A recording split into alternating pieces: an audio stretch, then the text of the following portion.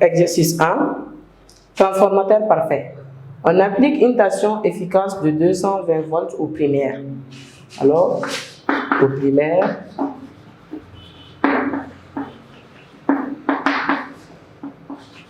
la tension efficace, ça fait 220 volts. Ensuite, on dit d'un transformateur parfait, l'intensité efficace du courant qui circule est égale à 50. Le courant au primaire, ça fait 50 mA. Ensuite, on dit le primaire est formé de 1050 tours. N1, ça fait 1050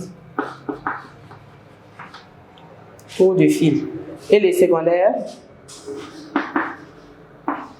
au secondaire,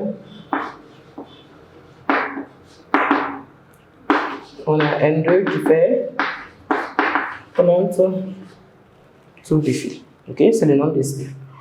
Maintenant, on dit petit 1, quelle est la tension efficace au secondaire? Petit 1.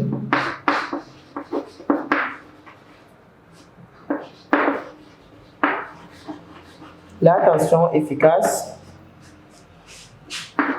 au secondaire.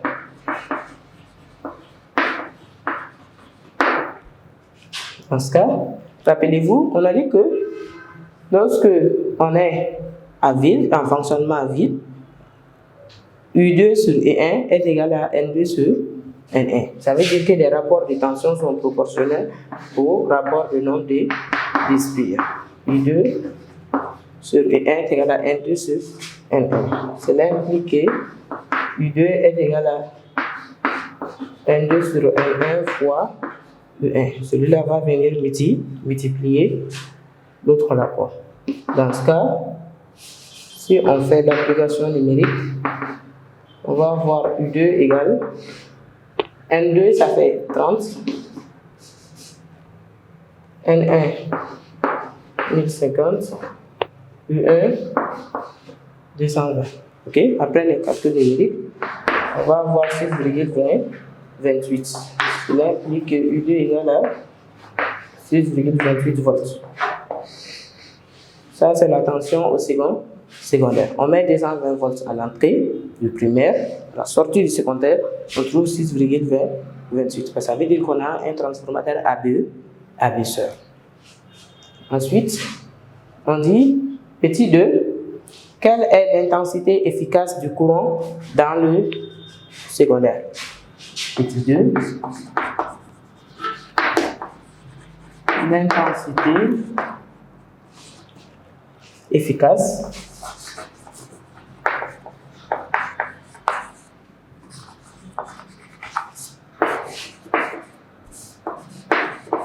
dans le secondaire. Dans ce cas, si on veut avoir aussi l'intensité efficace dans le secondaire, rappelez-vous aussi, on a dit que I1 sur I2 égale à N2 sur N1. Ok? Ça veut dire que les rapports de courant sont inversement proportionnels au rapport de nombre de spires. Alors, cela implique que ici, nous on a besoin de ID.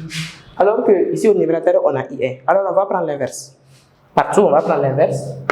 On va avoir I2 sur I1 est égal à N1 sur N2.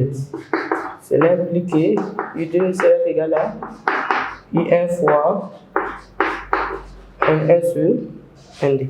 Dans ce cas, si on fait l'application numérique, on va voir I1, ça fait 50 mA multiplié par N1, ça fait 1050 divisé par N2 qui fait 30. Dans ce cas, si on fait l'application numérique, on va voir I2 qui fait 1750 mA. Ensuite, petit 3, on dit quelles sont les puissances moyennes dans le circuit primaire et dans le circuit secondaire. Petit 3, les puissances moyennes. D'abord, au primaire. Au primaire, on sait que P1 égale à U1 fois I1. Pardon. Tension multipliée par le courant. Dans ce cas, U1, ça fait 220 volts. I1, ça fait 50 milliampères. 50 milliampères, on va mettre en ampères. Parce que volts fois ampères, ça fait watts. Alors que la puissance doit être en watts. Dans ce cas, 220 multiplié par 50, 10 puissance moins 3. De milliampères en ampères, ça fait 10 puissance moins 3. Dans ce cas, ça fait 220 multiplié par 50, 10 puissance moins 3. Alors, ça fait 11. Dans ce cas, P1 égale à 11 watts. P1 égale à 11 watts. Ensuite, au secondaire, on a dit qu'on a un transformateur parfait. Si le transformateur est parfait, dans le cours, on a dit qu'un transformateur est parfait, ça veut dire que la puissance qui est fournie par le secondaire est égale à la puissance qui est utilisée au primaire. Okay? Alors, ça veut dire que PD, c'est égal à P1, c'est égal à 11 watts. Et on dit que le courant et la tension sont en phase.